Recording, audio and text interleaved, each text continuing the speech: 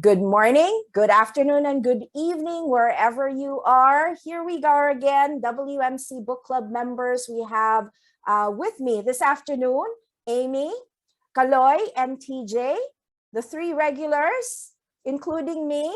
And it is our first session for 2022. We are very excited to discuss about a not so new book. No, the Testament was written. When was this, Kaloy? It was published in 1999. 1999. So we kind of went back and Kaloy and I already read the book before. This was and new we're for talking Amy about a and new TJ. genre right now, right? Correct. Genre. So the book is entitled The Testament, and it was written by John Grisham. And there we go. Do we have the book front page? Everybody? As usual, mine is. There we go. There you go. Oh, those are the first print. Yes. That's the first print. This is the very first print. There we go. So we are very excited to dive into the discussion right now. Now, we would want to underscore that the book is actually fictional. No, it's not a true story, but it is full of drama and adventure. Yun yung dalawang adjective na lagi kong ginagamit dito sa book na to. Drama-filled and full of adventure talaga. So let's start. Okay. So, kamusta ang siguro unahin natin si Amy tsaka si TJ. Kasi kayo yung first time that you got into the book, no? First time you read it, no? How was the experience? Maybe we could ask them what's the premise of the book. Like, yes. Why did Atsi Janet describe it as exciting? And what's the other word, Atsi?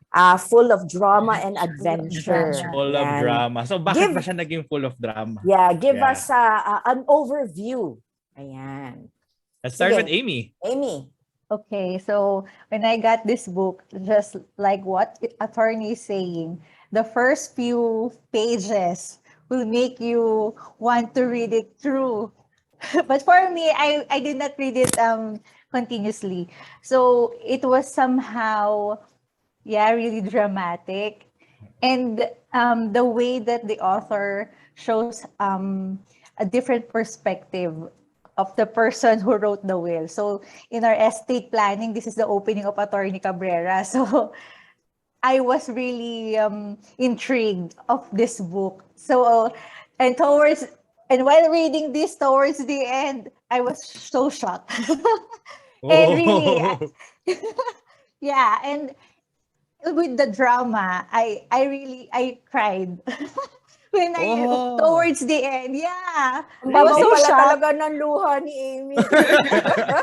Shock ako, Achi, na parang, parang hindi ko in-expect na ganun yung ending. And what I just said to myself, John Grisham, I will read another. So that's my instinct after I read the book. So how are you, TJ? TJ, at what part of the book yung nakuha niya yung loob mo? Anong parte nung nangyayari sa scene? Ayan, medyo naghang na si TJ. Balikan natin siya. Ayan. Ikaw, Atsi, anong part ng book na yun yung parang nakapukaw sa'yo na, oh my God, this is a really exciting book? Actually, first chapter pa lang eh. First chapter pa lang, when I read it a few years ago, parang, and I tend to be discouraged when I see books that thick. Talagang parang nakaka-turn off pag ganun kakapal no? But first chapter pa lang, how Troy, no, the main character, described his life. Kasi parang nakakalungkot. It's so sad to, again, we're trying to allow our listeners a peek into the book itself. Nakakalungkot na with all his wealth, he could easily buy anything he wants. except happiness. Yeah. No? So that already kind of gripped my heart eh. Tapos parang sabi ko, there's something more to this. Kasi he's already dying. So, parang if this is the drama of the whole book, sinabi na niya lahat sa chapter 1 and 2. Yes, yes. Pero there's got to be something more. So that kind of caught my attention in wanting to keep flipping through the pages. Ayan. And TJ is back. But she back, froze TJ? again. Or TJ, if you're having some difficulty, maybe you want to turn off your video. Turn off your video, and just use audio. Ayan. Yeah. Ikaw naman, Kaloy. Yeah, I'd like to double down dun sa sinabi mo, no, Atsi. Kasi in the first 2 chapters niya, really the point of view was a first person eh. The way na ninarrate ni Troy na I'm a successful businessman, I have this huge conglomerate and other businesses, and yet you think that his life is perfect. Yeah. Pero on the other aspect, yung familial aspect niya, tsaka yung social and emotional aspect niya, dun siya yung nagkulang eh. I think hindi rin niya, kung mapapansin mo rin, hindi rin siya masyado nag-dwell towards ng mga just a little bit, yung mga pagkukulang niya as a father, pagkukulang niya as a family man. He did not dwell on that stuff quite specifically. Kasi nga, being it's the first person yon na parang sa dulo pa nga, parang sa dulo ng chapter 2, parang ang dating sa akin is parang hihiganti siya sa mga anak niya na parang, sige ha, ginanito niyo ako ha, nasa akin ang huling halakhak. May ganun eh. So parang, the way I see it, it's like a typical Filipino drama, di ba? Na parang, walang pagbabago, no lesson learned there. Hindi siya natuto. On his perspective, The arrogance stayed until his last breath, until he jumped off the window. Ayan. Ayan. Nasabi mo na yung part na yun. Well, that's part of the discussion naman, diba? Okay. So, okay, ayan. I think TJ's back already. Ayan. TJ, Oh my gosh. There you go. I'm so sorry, everybody. I feel like I'm in the Amazon, because my internet is not cooperating today. If at any point I get disconnected again, please bear with me. No I worries. missed a portion of what you guys said. Sagutin ko na lang yung question nyo in the beginning, how did you find it? Or sabi ni Kaloy, at what part of the book were you drawn? Actually, yung mga first few lines pa lang, nung book na yon. I think I caught it. We caught actually Janet saying na somebody who has $11 billion, how can you be tired when you're already, when we think about it, when you already have $11 billion, you're at the point that you can possibly do anything and everything. But here is this person, $11 billion, and he sure the work that he probably did throughout his lifetime to amass $11 billion is exhausting. But then now that you have it, pagod ka pa din. So it got me thinking, ano kaya tong book na to, What really, anong story nito? That's where the drama came in. And then it got more interesting when the will was read. And everybody was expecting that, I get a portion of this and yada, yada. Of course, so it's $11 billion. You want a piece of the cake. And then the plot twist, was given that, hey, okay, the will is like this and like that. So from then on, tuloy-tuloy na. There were moments in the book also that, probably much like Amy, that got to me too emotionally na, parang it got you thinking, talagang, money can be everything. It can also mean nothing. It's a double-edged sword talaga yung money. It depends on how you use it, but depends on how you dispose it. Yeah. Coming up from what TJ said a while ago, I think we can practically discuss the first part. I remember one of the discussions ni what's his name? Ni Pelman? Pelan. Troy. Ha? Pelan. Pilan. Pilan. Troy. Pilan. Yeah, Okay. Troy I was thinking Pilan. of his Pelan. Yeah. Yeah, one of his discussion is yung mga anak niya, he gave away like 5 million by the time that they turned 18. Yeah. So I think Yeah. we could on this part of our discussion we could talk about that.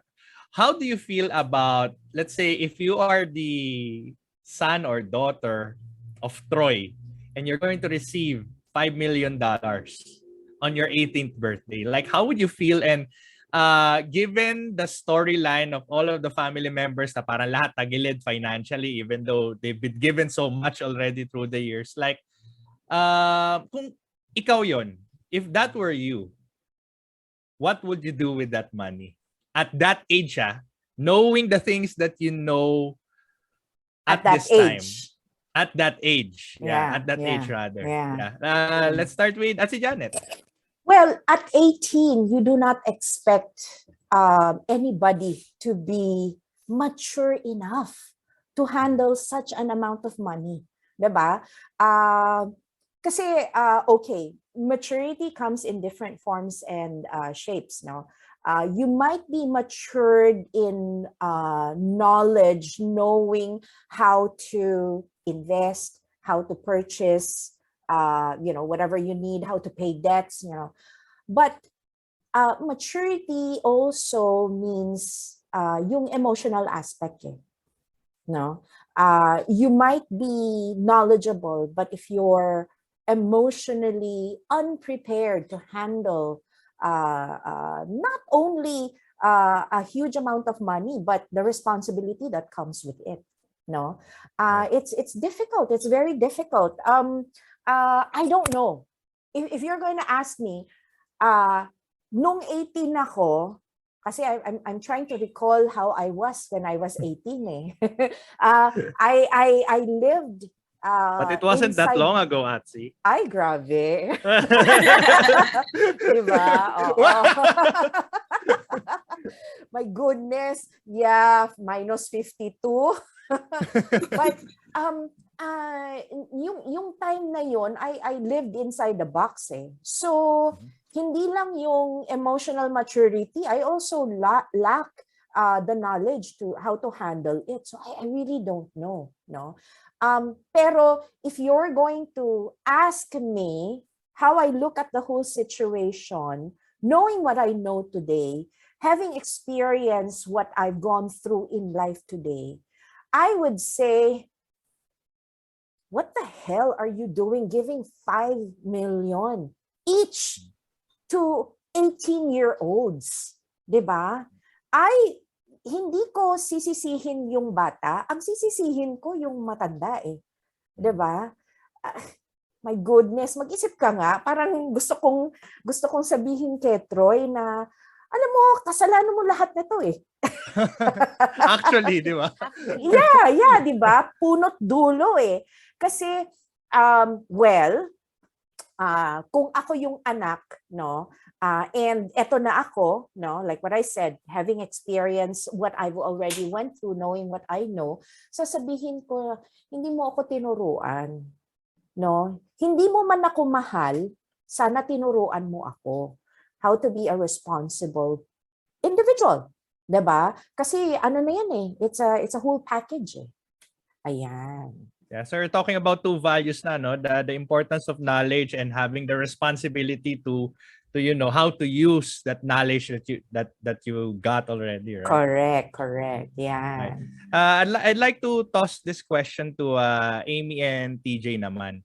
I'd like to connect it dun sa ginagawa natin bilang financial advisors, 'di ba?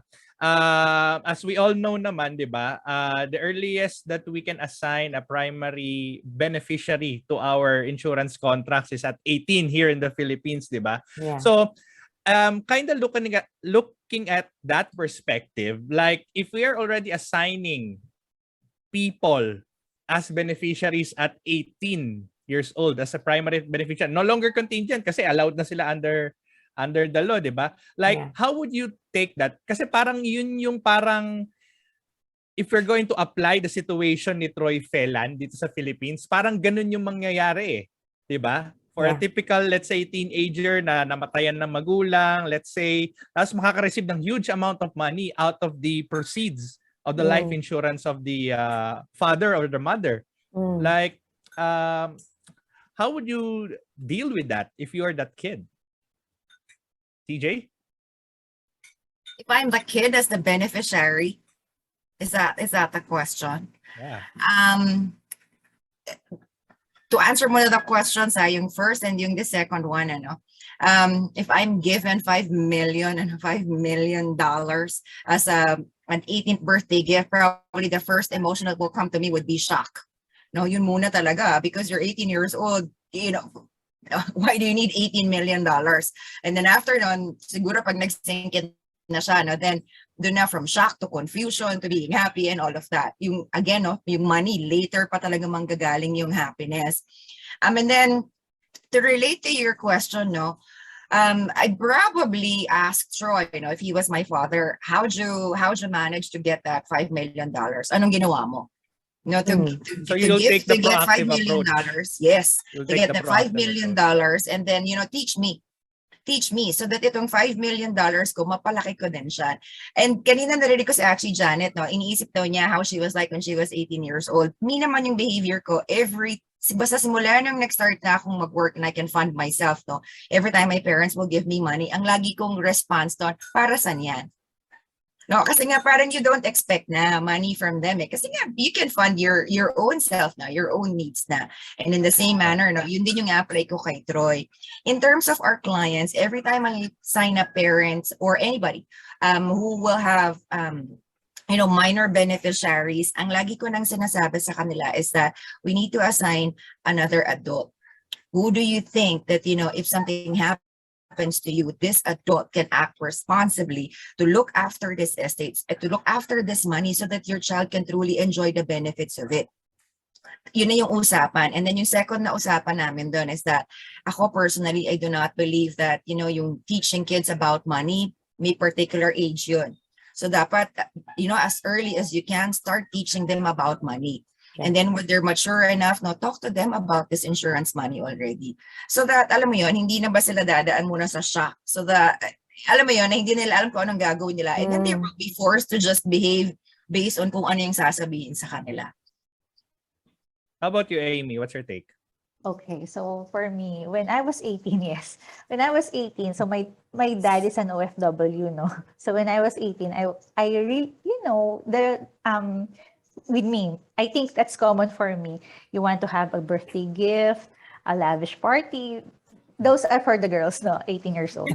So that's what I did. The debut. Oo nga pala, no? Debut. So I didn't wish for really a debut, a party. I want to have a car. But during that time, so yes, my family cannot afford to buy me a car. But that's what I want because I know rich kids, their parents gave them a car. So that's what I am.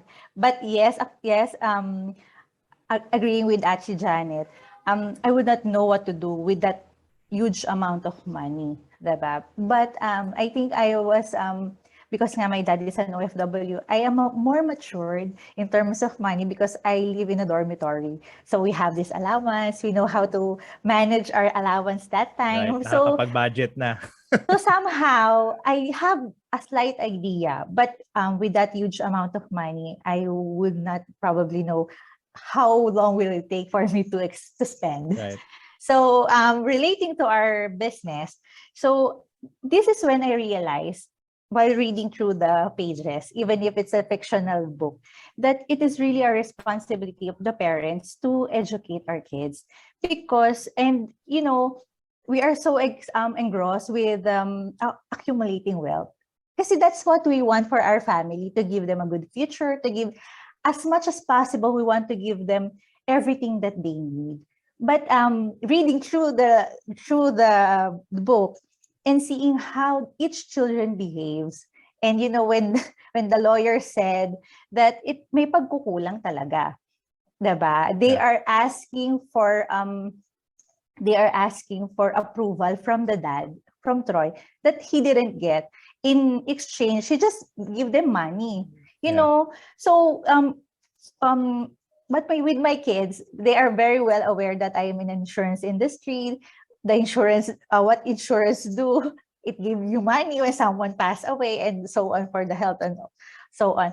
So somehow, with what we do, and sometimes they listen to my meeting, so they sometimes heard, oh, mommy, if there's if someone dies and you have insurance, they will have money. Sabi ko, yes. And that money can sustain you, can give you education, can give you a, can continue, will continue to live the life that you have now. So somehow they have that idea, but giving them that amount of money when they are not yet prepared, yun nga eh, di ba? It can make good or bad.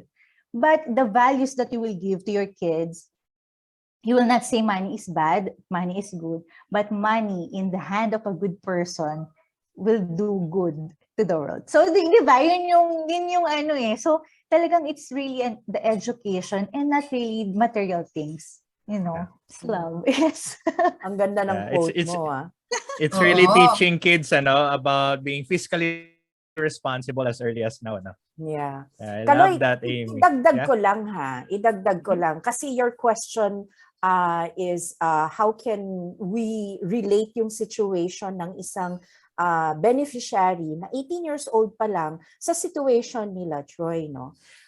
Yung kala Troy kasi, he was still fit. He was still building his empire when his children turned 18. So he was still very much physically available to mentor them, to teach them, to tell them what to do with the money. Tulad ng sabi ni TJ, no, siya, tatanungin niya si Troy, how did you get this amount of money? Teach me how. Teach me how to grow this money. What do I do with such a huge amount? No, there is that opportunity for you as the owner of the asset to provide more than just monetary benefits to your children, no? Pwede mo ring bigyan ng wisdom, no? However, when it comes to yung situation ng beneficiary, what we are talking about is the asset, the owner of the asset, the estate owner has already passed away. So, saan tatakbo si 18 years old na beneficiary? Wala, 'di ba?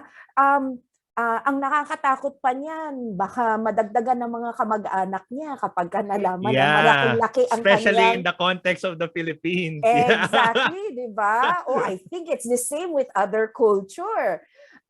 So, ngayon, for all the financial advisors listening out there, it is our responsibility to not only take care of the payer, yung nagbabayad ng premium, yung may-ari ng insurance.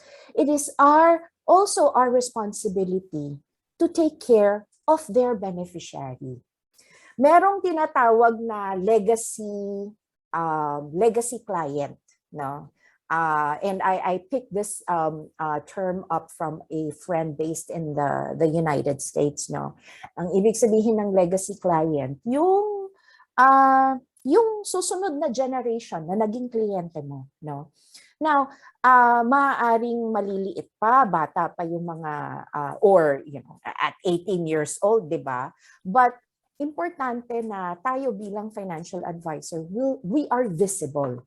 They know na si mommy tsaka si daddy may kausap na tita Amy na taga Sun Life, 'di ba? Na si tita Amy pala yung nag-handle ng insurance ni mommy tsaka si daddy, no? So ikaw naman bilang financial advisor, syempre during those times that you meet with your clients, you have to tell your clients na you have to introduce me to your children, kahit maliliit pa sila. Because at the end of the day, ako yung mag-aabot ng cheque sa kanila eh. At kung hindi sila magtitiwala sa akin, kung hindi kayo magtitiwala sa akin, what are we doing here, di ba? So, we need to build this relationship. ang long-term parang goal mo is to become part of the family. 'Di ba? Na kapag pag may mga celebration, ikaw yung tatawagan. Ay, buntis ulit si Mrs.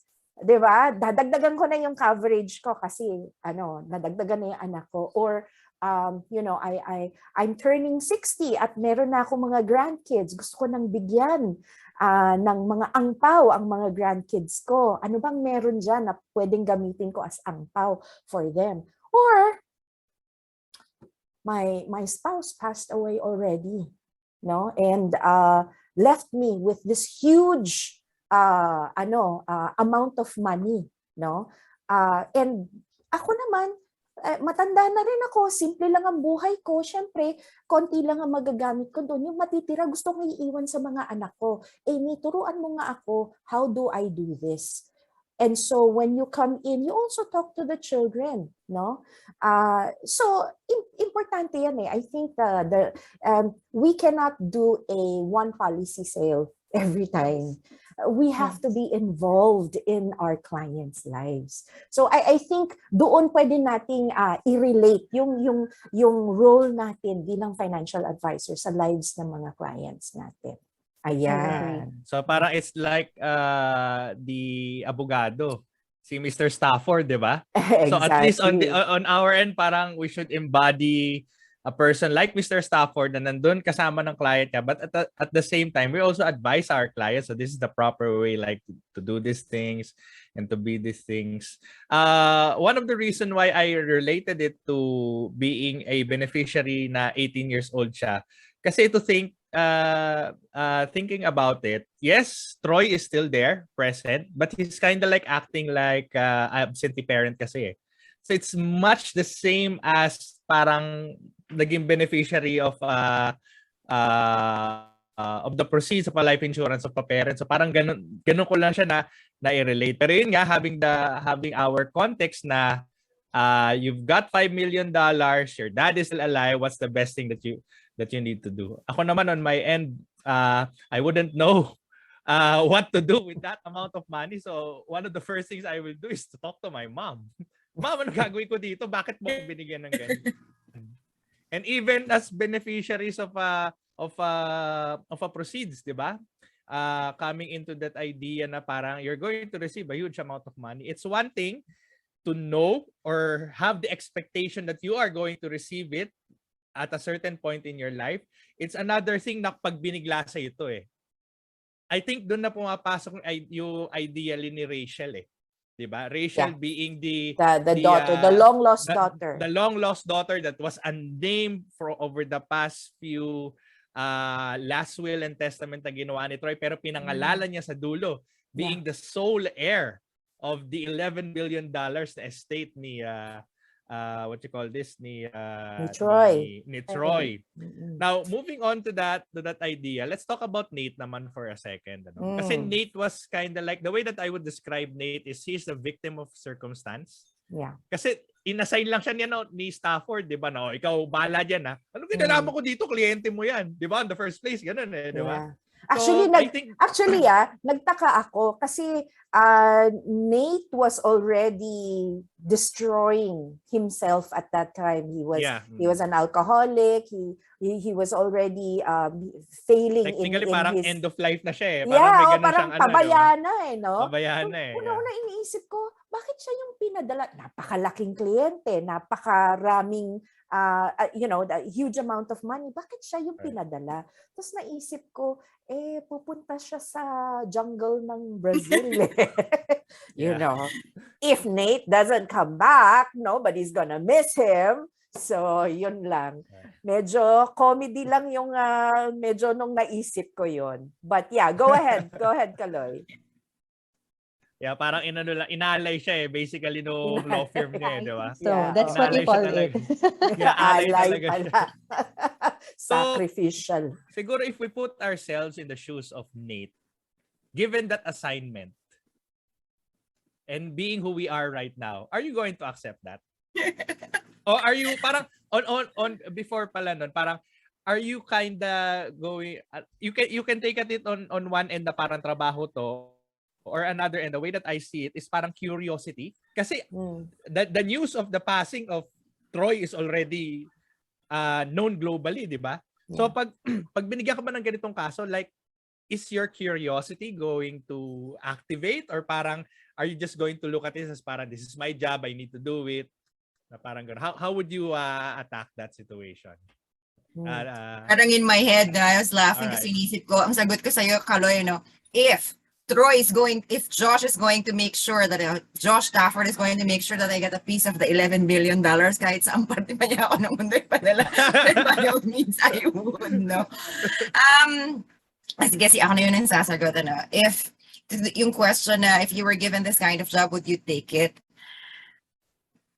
Considering kasi yung circumstances, no? You're saying that our current circumstances, no? I look after my parents and my child.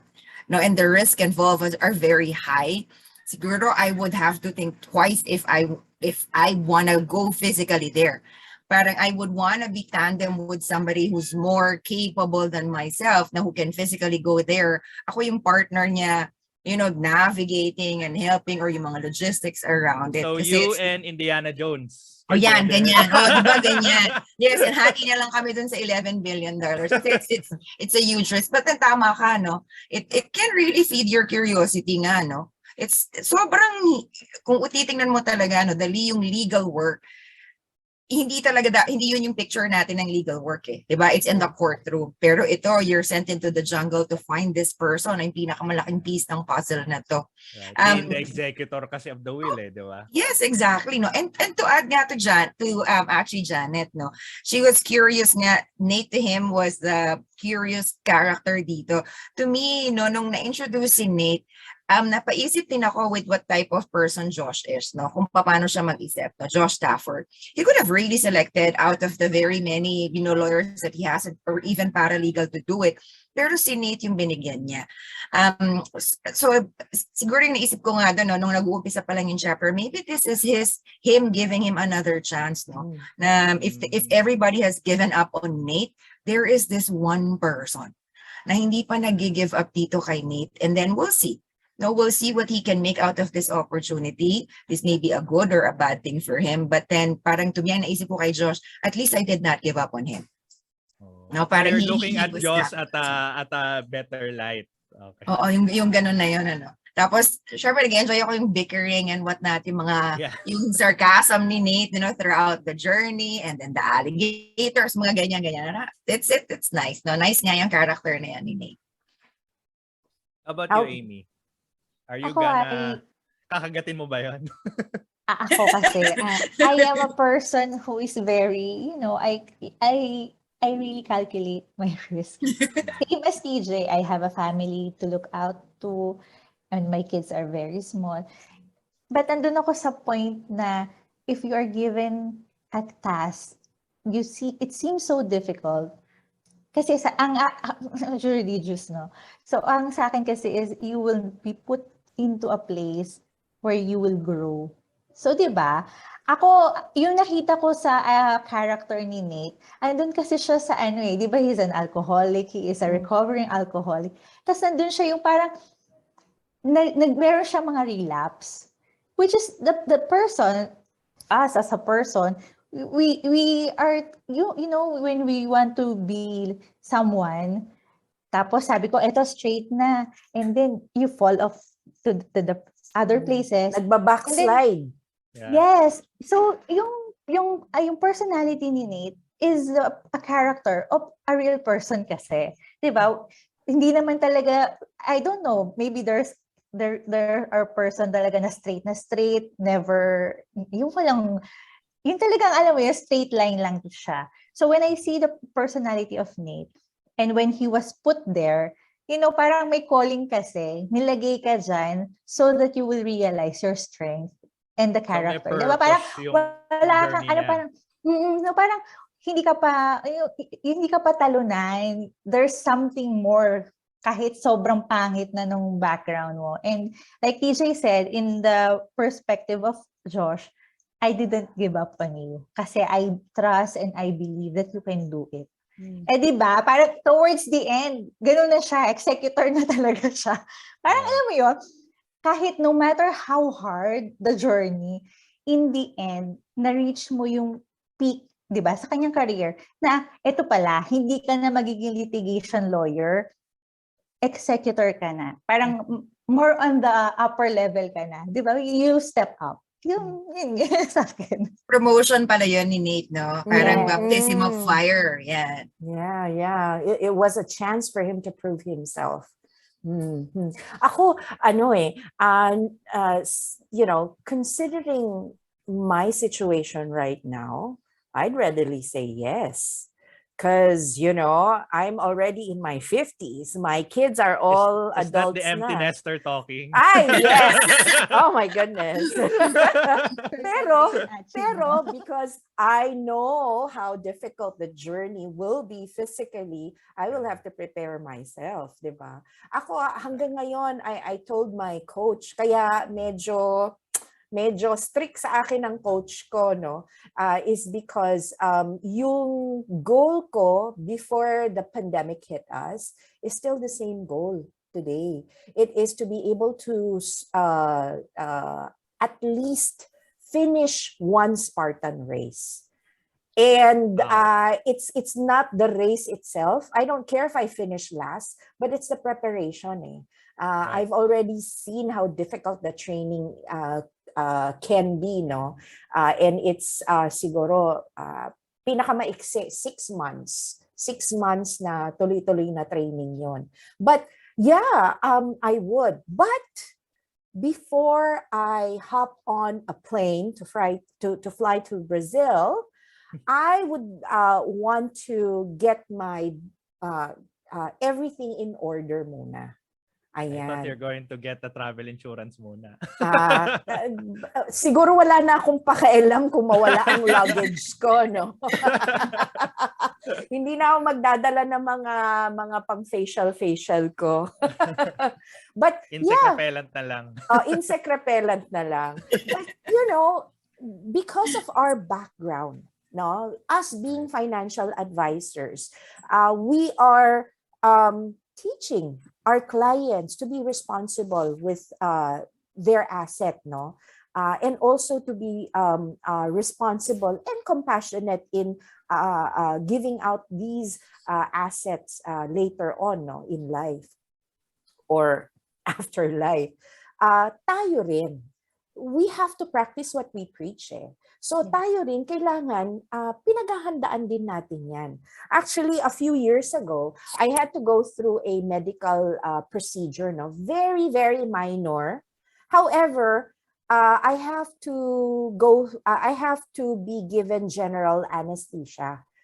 First time kong magge-general anesthesia. Sa 4 na panganganak ko, never akong nag-general, walang epidural, walang general anesthesia. So, parang sabi ko, shucks, paano pag hindi ako nagising?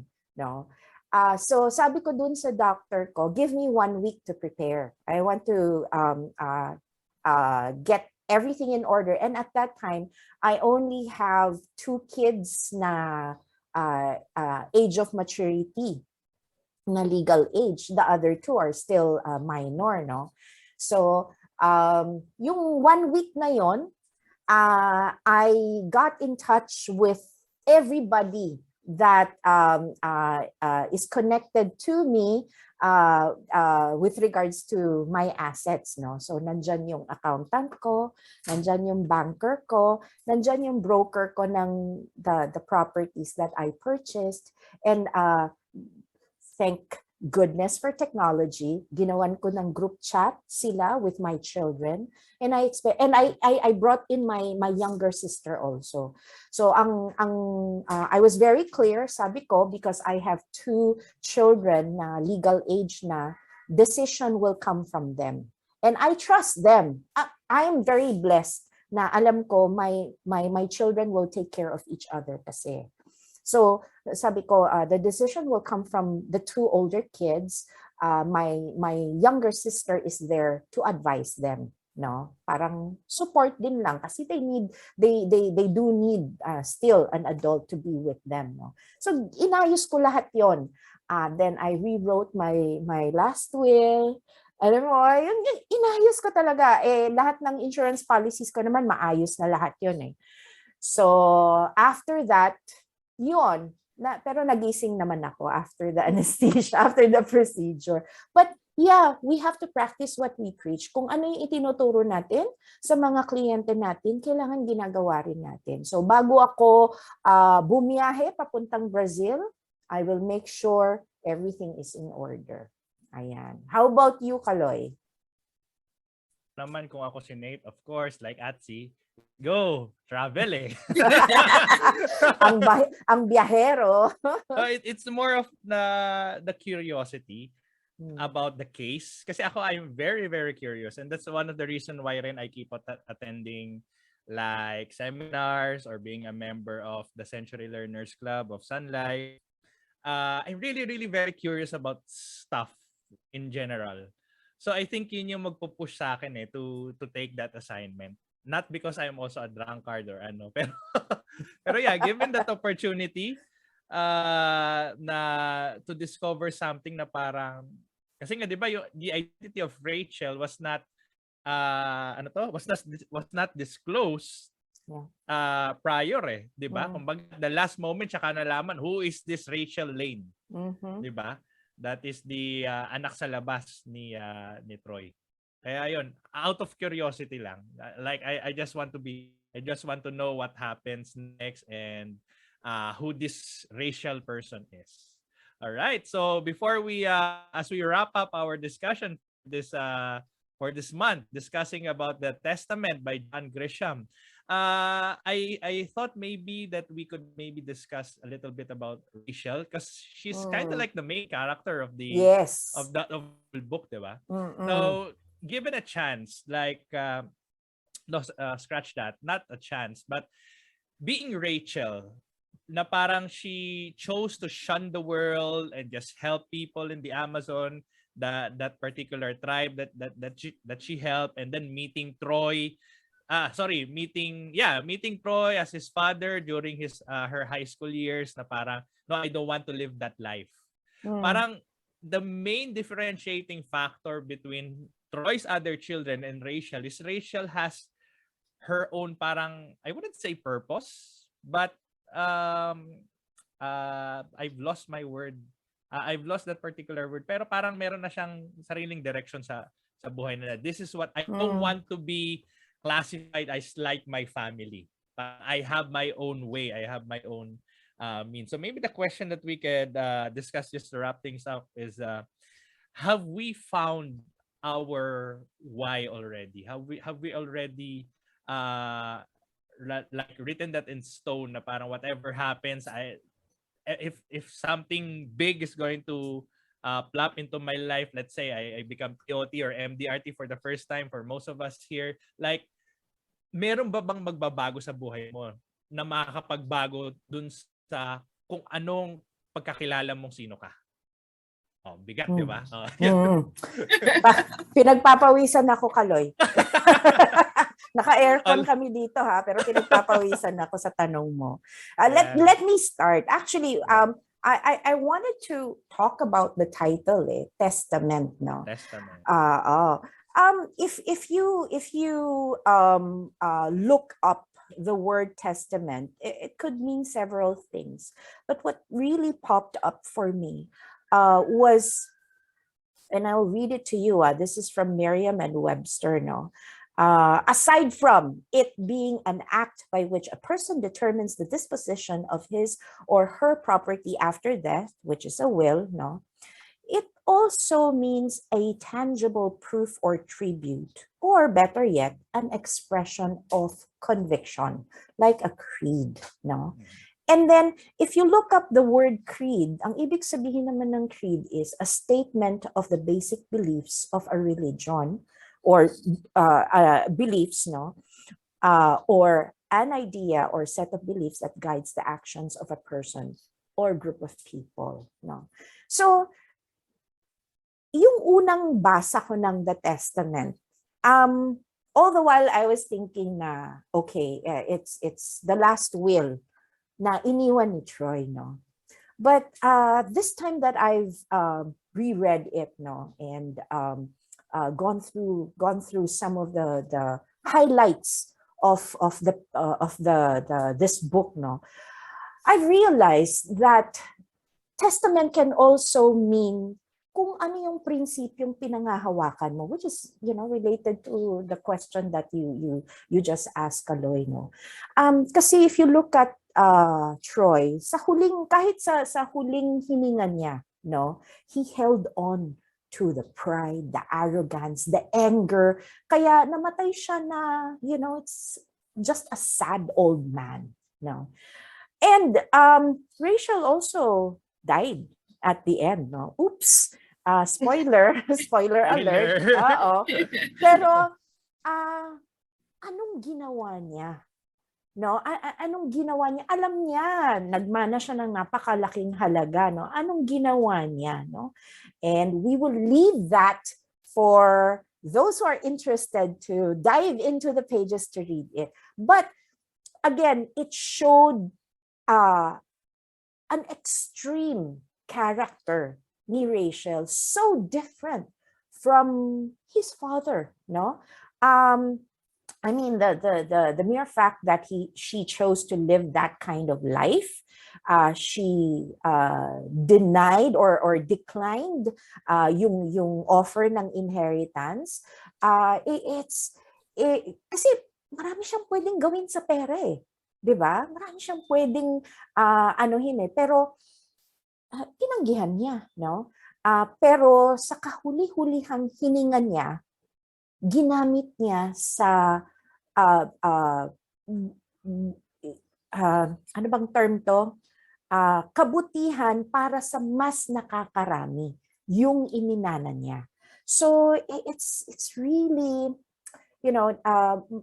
yung prinsipyo ng isang tao, it really shows hanggang sa dulo ng buhay mo kung yun ang pinangahawakan mo. Now, to answer your question, Kaloy, ako, medyo nag-evolve na ako eh. Ako yung pinaka-senior dito sa group na to no. But medyo nag-evolve na ako. I have finally found, and especially now na magiging empty nester na ako and everything, wala na akong aalagaan na maliit. Ayoko naman mag-alaga ng apo. Pag dinala sa akin ng mga apo ko, may kasamang yaya dapat. Ayoko maghabol, no?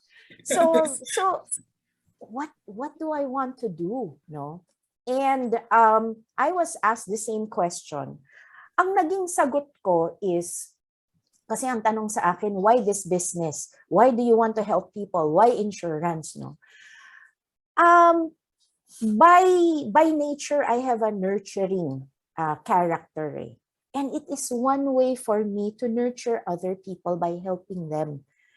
So, anumang profession ang pinasukan ko, maging doktor man ako, no? Yun pa rin yung character na ipapakita ko. It just so happens that I'm in the insurance business. No? So yun. That's my answer. All right. Actually, ako na lang kaya ampunin mo. Ay, halika. Ampunin mo Halika. Yan, ako na ampunin mo. No? That's nag-volunteer na ako kasi kung hindi na ampunin tatlo ni Attorney Leo, si Archie na lang mag-a-adapt sa atin. Magiging maluwag na yung bahay. I have extra rooms for everybody. So I think, similar to what actually Janet has mentioned, no, we will come to a certain age or time in our life na defined na who we are. Similar to how Troy was, no? He's always been arrogant and cruel and proud and all of that, no? Yeah. Even after his dying, his last breath, ganun pa din siya. Similar to Rachel, no? Sanay siya na she's in isolation, she's disconnected, na she lived with nothing. And hanggang sa last end ng buhay niya, ganun pa din siya. So you will really come to that point in your life na alam mo na kung sino ka, who you are, even yung why natin. Ang magbabago na lang talaga doon would be for us to identify, ano pa ba yung mga pwede nating magawa? No, yung capabilities mo, yung abilities mo, and all of that. But everything else, your who and your why, you will come to that point in your life that it will be very well defined na kahit na ano nang mangyari, hindi na siya magbabago. Pero Alright. ako din, no, since nga magkalapit kami ni Achi Janet, no, I'm also at that stage in my life na, no, defined na, I know na who I am and what my whys are, pero I'm still at that age of exploring, no. Ano pa ba yung kaya kong gawin? Ito, kagaya din sabi ni Achi, no, it was a big shift, no, career shift for me moving into the financial services industry. So that was one thing that, I discovered for myself, no, I do not like sales because lagi nga yung work ko, lagi akong nasa back end, no? Hindi ako front and center. Ngayon lang ako naging front and center. So it was a revelation that, okay, kaya ko palang gawin yon. But then yung who, yung who I am, no? Even if nag-change ako ng career, same pa din naman siya. It's beautiful, TJ. Alright. And quickly Okay, na lang, Amy. Yeah, so alam ko na-discuss na natin to towards our previous book discussion. So the purpose of your life, I think it will, like TJ said, you have it, you know what you want. And given, if we will be given that, when we get POT, COT, it means a lot of money, But what will we do with that money? So babalik ako dun sa sinabi ko kanina na the money in the hand of a good person will make the world a better place. So, diba, you will use the money to be good. And yun nga, maraming opportunities, madaming mag-grow pa ako, I know with myself, but with the foundation that I have and what I want to give out to the world, yun siguro yung magstay. So, that's it. Nakakakilig. Very Miss Universe yung mga tanong ni Kaloy dahil pinahirapan mo kami. Ikaw na. Ikaw na naman, mag-closing Kaloy. statement Ayan. ngayon. No? Ikaw Yes. na ang closing statement. Yeah, I think it's very appropriate about when we think about the beginning and the end of the book. Because at the beginning and the end of the book, we talk about death. Death of two related people, but really worlds apart silang dalawa. The first one, the first part of the book discussed the death that was really kinda yung mapag-angkin lang, yung mapaghigante, walang pagmamahal, walang amor. Pero the last part of the book, we saw a death that was really quite beautiful and really unexpected because this person who died chose to give away rather than keep. maghigante or rather than keep it. And I think that's the main premise of the book, like how you want to parang how would you like to leave this earth?